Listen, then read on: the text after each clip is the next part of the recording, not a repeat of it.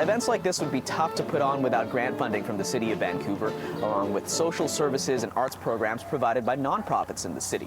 On Monday, City councillors voted on an amendment to make sure organizations receiving grant funding stick to what Council calls respectful communication standards. To enforce that, some councillors suggested monitoring the statements that some groups choose to make to the media.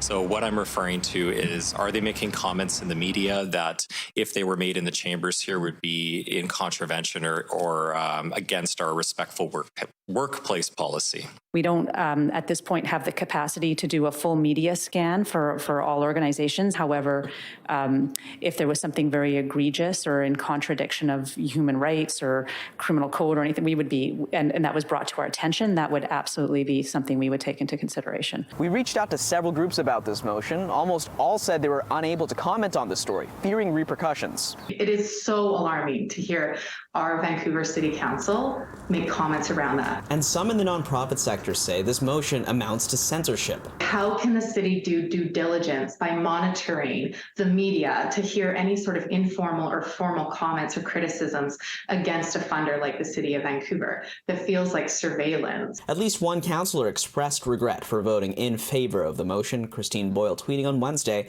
"I voted for the respectful workplace language because it seemed innocuous, but I wish I hadn't. ABC's perception that no one should be allowed to criticize them is an alarming precedent for government." Council is now waiting to hear back about the potential framework for communication for everyone applying to city grant programs. In Vancouver, Kier Junos, City News.